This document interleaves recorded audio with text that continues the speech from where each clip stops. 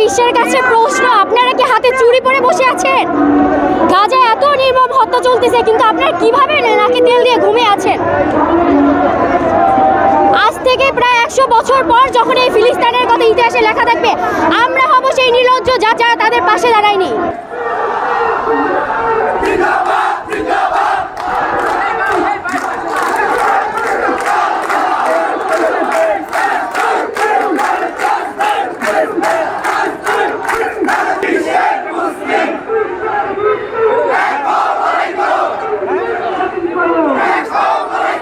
আসলে ঘরে বসে থাকা যায় না, ঘরে থাকার মতো সিচুয়েশন তৈরি হয় না।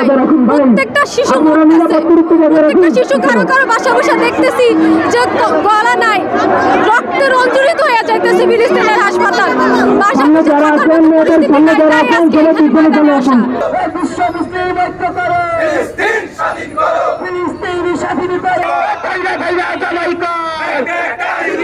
একটা ইহুদি না, ফিলিস্তিন জিন্দাবাদ, জিন্দাবাদ, আমি তো তুমি তো, ফিলিস্তিন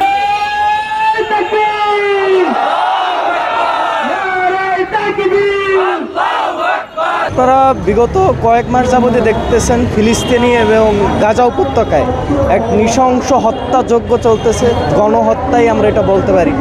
এরকমের গণহত্যা হয়তো বা হিটলারই প্রথম চালাইছিল, তো হিটলারের পর মনে হয় এরকম গণহত্যা ফিলিস্তিনি এবং গাজা উপত্যকায় হয়েছে। তো আমরা চাই না কোনো ধরনের কোনো শিশু আর সামনে প্রাণ হারাক। ফিলিস্তিনে যে জেনোসাইড বা গণহত্যা চলতেছে তার বিরোধিতা করে আমরা এখানে স্ট্রাইকে দাঁড়াইছি। আর সমগ্র বিশ্বের সবাই, যত মুসলিম আছে, নন মুসলিম আছে, অথবা যে ধরনের মানুষজন আছে যারা ন্যূনতম তাদের মানবিক গুণ আছে, তারা এখানে ফিলিস্তিন যে শিশুরা, যে নারীরা, যে মানুষদেরকে হত্যা করা হইতেছে, গণহত্যা চালানো হইতেছে, তার প্রতিবাদে আমরা এখানে নো কলেজ, নো স্কুল অথবা নো ওয়ার্ক কর্মসূচি গ্রহণ করে এখানে আন্দোলনে দাঁড়াইছি।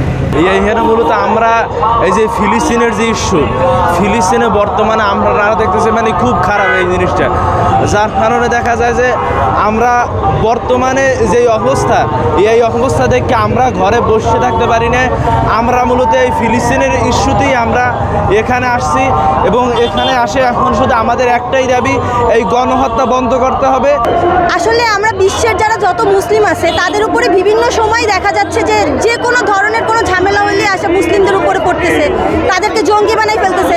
মূলত জঙ্গি কারা এটা বিশ্বের মানুষ এখন জেনে গেছে। হ্যাঁ, এখন জাতিসংঘ যে এই যে মুসলিমদের যে বিষয়টা করলো, যে বন্ধ করলো, যুদ্ধবিরতি দিল, তারপরও সেই যুদ্ধবিরতি ভেঙে ইসরায়েল আবার তাদের উপরে যুদ্ধ ঘোষণা করলো, আবার তাদের উপরে বোমা হামলা করলো। এখন পুরো রাফা নিশ্চিহ্ন করে দিয়েছে।